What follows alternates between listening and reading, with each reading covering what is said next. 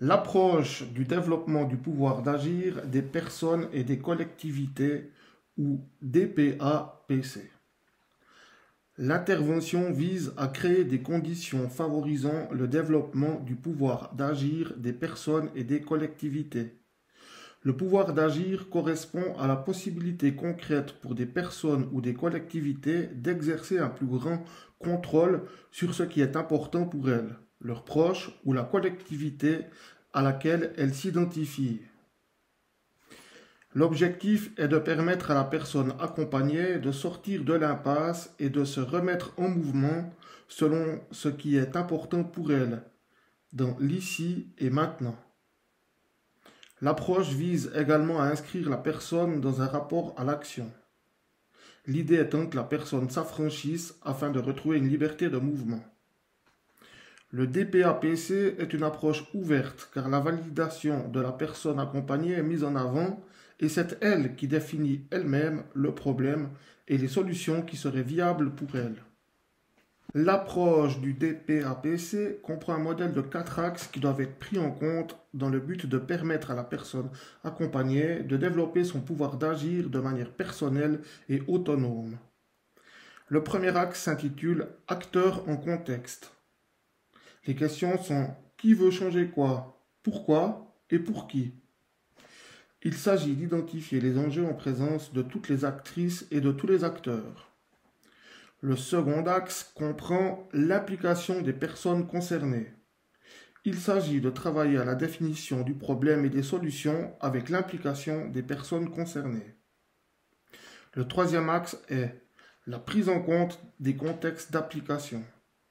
La question qui se pose ici est « Que peut-on tenter ici et maintenant ?»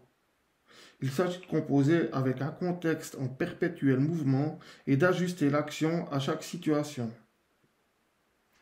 Le dernier axe correspond à la démarche d'action conscientisante qui concerne le fait d'apprendre de son expérience et d'être en mesure d'en tirer des enseignements. Dans l'approche DPAPC, là où le professionnel va adopter une posture de passeur en mobilisant un ensemble d'attitudes qui va permettre à la personne accompagnée de s'affranchir des obstacles. C'est la personne concernée qui va choisir le rythme ainsi que la destination et le passeur va l'accompagner dans ce qu'elle souhaite réaliser. Là où le professionnel accueille la personne de manière inconditionnelle et part de ses potentialités. L'approche sort de l'expertise unilatérale de là ou du professionnel car il y a deux experts ou deux expertes qui se rencontrent. D'un côté, il y a l'expertise professionnelle et de l'autre, l'expertise expérientielle de la personne.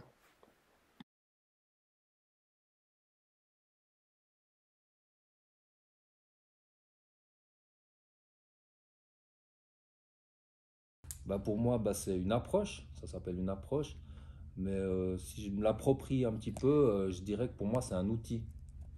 Moi, je suis charpentier de métier, je travaille dans le bâtiment aussi, dans ma fonction d'MSP, maître socio-professionnel, donc j'ai cette vision d'avoir une boîte d'outils, et puis pour moi, le DPA, c'est un outil, et puis je dirais que c'est un outil que j'affectionne et que j'utilise beaucoup dans ma pratique.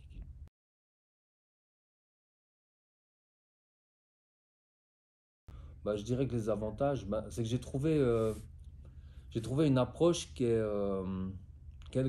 d'un côté très structurée, parce qu'il y a vraiment 4 axes qui nous permettent d'avoir une espèce de grille dans la tête qu'on passe par ces 4 axes qu'on interagit en DPA, avec aussi d'autres prérogatives qui sont bien posées. Mais tous ces axes, tous ces prérogatives, elles sont assez libres dans le sens de comment se l'approprier, comment l'utiliser. Chacun aura sa méthode de faire du DPA un petit peu. Mais on a quand même un langage commun, une structure commune. Donc cette liberté avec ce canevas, pour moi, ça m'a vraiment convenu. Et le DPA, ça vous donne une autre vision. Et ça vous permet de travailler autrement. Donc les avantages sont de travailler beaucoup sur sa posture, sur comment on est avec les personnes, qu'est-ce qu'on recherche, enfin comment on veut être acteur social avec les personnes.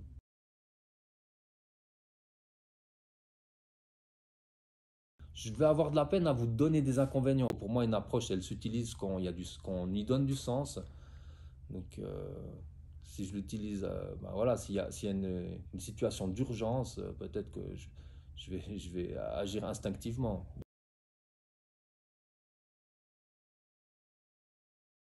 Où je le vois vraiment, c'est que quand j'utilise cette approche, quand je me mets vraiment en mode du passeur, et après qu'on fait toute cette démarche DPA, où on les aide à identifier quel est leur obstacle, quelles sont leurs marges de manœuvre, quelle est leur expérience de la situation, qu'est-ce qu'ils pourraient tenter, qu'est-ce qu'ils pourraient tenter de façon viable.